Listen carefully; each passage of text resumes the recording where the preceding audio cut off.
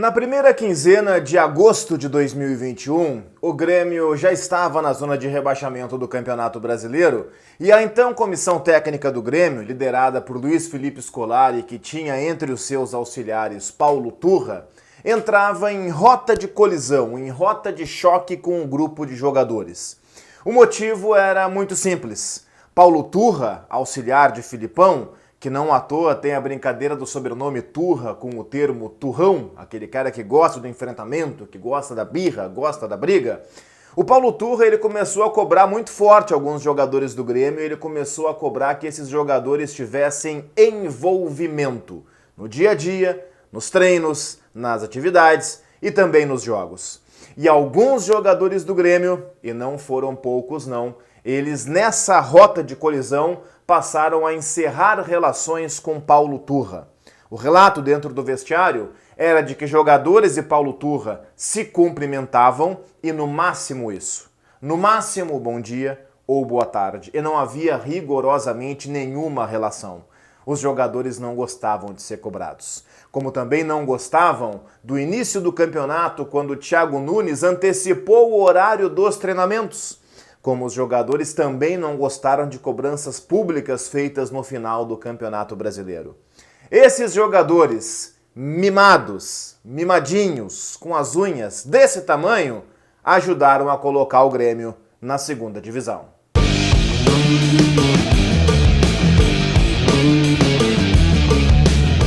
Se você não me conhece, prazer, eu sou Cristiano Oliveira, seja bem-vindo ao canal e essa série de vídeos fala sobre o rebaixamento do Grêmio.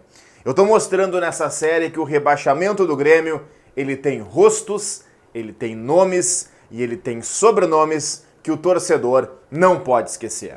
A primeira reação que algum mais desconfiado pode ter é o seguinte: tá bom, Oliveira, mas por que tu não falasse isso na época? E eu respondo, eu falei na época. Falei e estou sugerindo o vídeo aqui em cima, um vídeo deste canal do dia 16 de agosto de 2021, em que eu relato essa situação envolvendo Paulo Turra e o grupo de jogadores do Grêmio. Na mesma época, na Rádio Guaíba, em que eu trabalho, o Carlos Guimarães divulgou uma informação muito forte a respeito do Jean-Pierre. O Jean-Pierre era cobrado por mais envolvimento. E o Jean-Pierre andava para as cobranças. Teve um jogo em que o Jean-Pierre correu um terço do que deveria ter corrido pelas médias que se fazem lá dentro do Grêmio.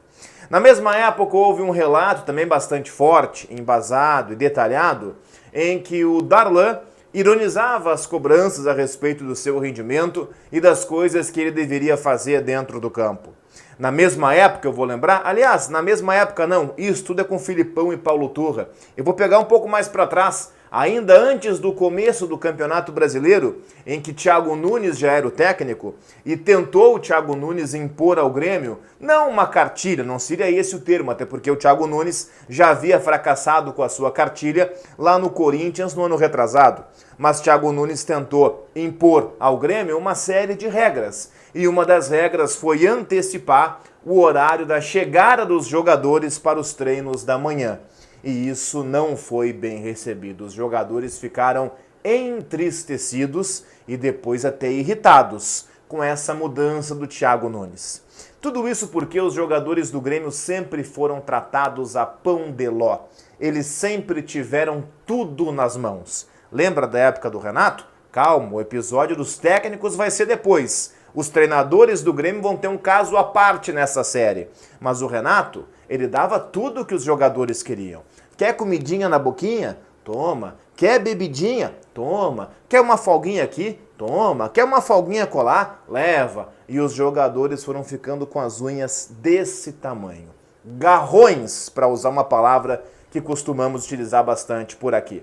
E esse grupo de jogadores que nunca lidou bem com as críticas, ele foi fundamental para que o Thiago Nunes tivesse em sucesso, ele foi fundamental para que o Filipão tivesse em sucesso e foi fundamental para o rebaixamento do Grêmio. Quem não lembra, por exemplo, do Douglas Costa, que vai sair, foi confirmado pelo Denis Abraão que não fica para o ano que vem. Quem não lembra do Douglas Costa, há 2 dias do jogo mais importante do Grêmio na temporada, mais preocupado com a sua festinha de casamento do que em salvar o Grêmio do rebaixamento. esse grupo de jogadores mimado, um grupo de jogadores com os garrões desse tamanho e um grupo de jogadores, sim, vagabundo, foi um dos principais responsáveis, talvez o principal, abaixo da direção, pelo rebaixamento do Grêmio para a segunda divisão. Como em tudo na vida, é claro que não são todos. Tem aqueles que são mais dedicados. E aí a gente pode falar tanto dos experientes quanto dos mais novos. Não é o caso de idade. Tem velho que é vagabundo, novo que é vagabundo, velho que é esforçado, novo que é esforçado. Claro que velho eu tô forçando. Os veteranos, os mais rodados. Tem de tudo. Aqueles que realmente não são vagabundos, eles estão olhando esse vídeo e pensando, ele tem razão. É claro que não são todos. É evidente que não são todos, mas é uma boa parcela. Uma boa parcela que não aceita crítica, que não aceita vaia, que fica irritado quando falem deles, mas que dentro de campo sempre renderam muito pouco. E esses vagabundos, que não são todos, talvez meia dúzia, talvez uma dúzia, não sei, mas esses vagabundos, eles foram responsáveis, sim, pela colocação do Grêmio na Série B do futebol brasileiro. E o Grêmio precisa, urgentemente, colocar a mão nesse vestiário e tirar algumas das lideranças podres que ajudaram a criar esse clima venenoso que imperava no vestiário do Grêmio, que terminou levando o clube para a segunda divisão do futebol brasileiro. Inscreva-se no canal e não perca o próximo capítulo amanhã, em que eu falo sobre treinadores do Grêmio, e que também são uma peça bem importante, assim como uma outra peça-chave que vai encerrar essa série sobre os culpados do rebaixamento do Grêmio.